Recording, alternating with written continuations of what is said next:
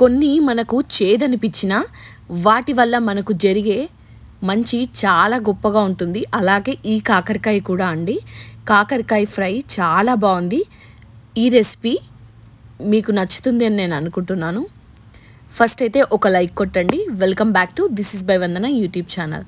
ఈ కాకరకాయ ఫ్రై కోసం నేను ఇలా చిన్న కాకరకాయలు తీసుకున్నానండి. మీరు తెల్ల కాకరకాయలైనా తీసుకోవచ్చు, లేదంటే ఇలా గ్రీన్ కలర్ కాకరకాయలైనా తీసుకోవచ్చు. నాకు గ్రీన్ కలర్వి హెల్త్కి ఎక్కువ బెనిఫిట్స్ చేస్తాయి అని చెప్పి నేను ఇవి తీసుకున్నాను అనమాట. ఫస్ట్ వీటిపైన ఉన్న పొట్టునంతా నేను పీలర్తో తీసేసి ఇలా ముక్కల్లాగా కట్ చేశానండి. 4 ముక్కల్లాగా కట్ చేశాను.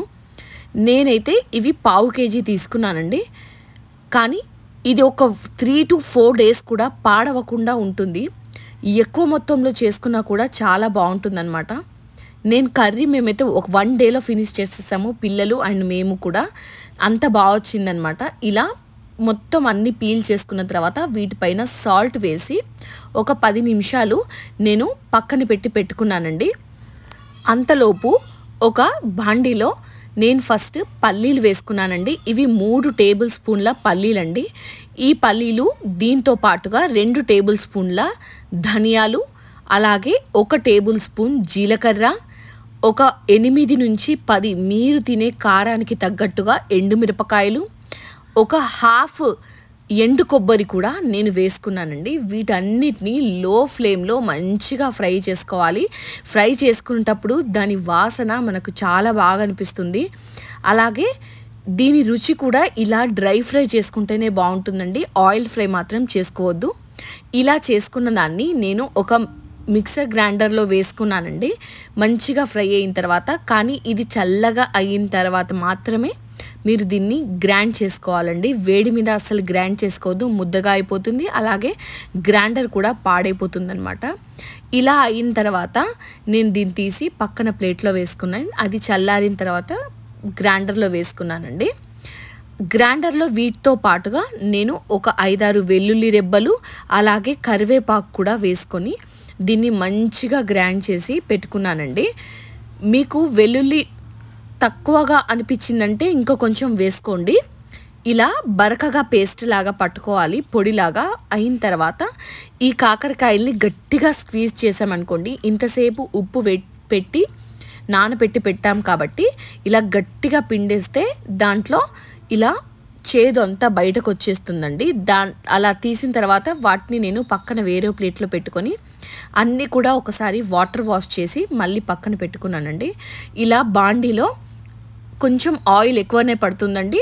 5 నుంచి 6 టేబుల్ స్పూన్ల ఆయిల్ వేసుకున్న తర్వాత ఒక్కొక్క ముక్క ఇలా వేసుకున్నాను అనమాట.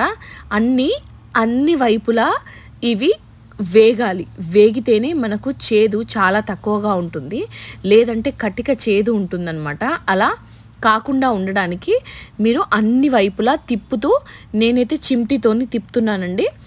తిప్పి అన్ని వైపులా మంచిగా ఫ్రై అయిన తర్వాత మనం దీంట్లో మసాలా వేసుకోవచ్చు. ఇలా ఆయిల్ ఎక్కువగా కనిపించినప్పటికీ మనం మసాలా వేసుకున్న తర్వాత ఆయిల్ మనకు కనిపించదండి. మళ్ళీ ఇవి ఫ్రై అవుతాయి కాబట్టి కొద్దిగా టైం పడుతుంది ఆయిల్ మొత్తం పీల్చుకొని అవి ఫ్రై కావడానికి. ఆయిల్ ఎక్కువగా ఉంటుంది. అందులోకి మనం దీంట్లో పచ్చిమిర్చి కానీ ఉల్లిపాయ కానీ వాడట్లేదు కాబట్టి ఇది 3 నుంచి 4 రోజుల వరకు కూడా పాడవకుండా ఉంటుంది. పప్పు కాంబినేషన్లో అయితే ఇది సూపర్గా ఉంటుంది. ఇదంతా ఫ్రై అయిన తర్వాత నేను దీంట్లో మసాలాలు వేసుకుంటున్నానండి. ఇందాక మనము గ్రైండ్ చేసి పెట్టుకున్నవి. కొంతమందికి రోటి పచ్చడిలాగా చాలా ఇష్టం ఉంటుంది కదా, అలాంటి వాళ్ళు ఇవన్నీ మీరు రోట్లో కూడా వేసి దంచుకోవచ్చు. చూసారా, మసాలా వేసి ఒక్కసారి కలిపిన తర్వాత మనకు ఆయిల్ అన్నది కనిపించదండి. దీంట్లో నేను ఫస్ట్ కాకరకాయలకు కొద్దిగా ఉప్పు వేసి నానబెట్టి పెట్టుకున్నప్పుడు, ఇప్పుడు మసాలాలకు అలాగే కొద్దిగా కాకరకాయల మందం మట్టుకి ఉప్పు వేసుకున్నానండి. ఉప్పు మాత్రం చూసి వేసుకోండి, ఎందుకంటే ఫస్ట్ మనం కాకరకాయల కోసం కొద్దిగా ఉప్పు వేస్తాం కాబట్టి ఉప్పు ఎక్కువ అయితే మనం అస్సలు తినలేము. తక్కువ ఉన్నా పర్లేదు, కానీ ఎక్కువ కాకుండా చూసుకోండి.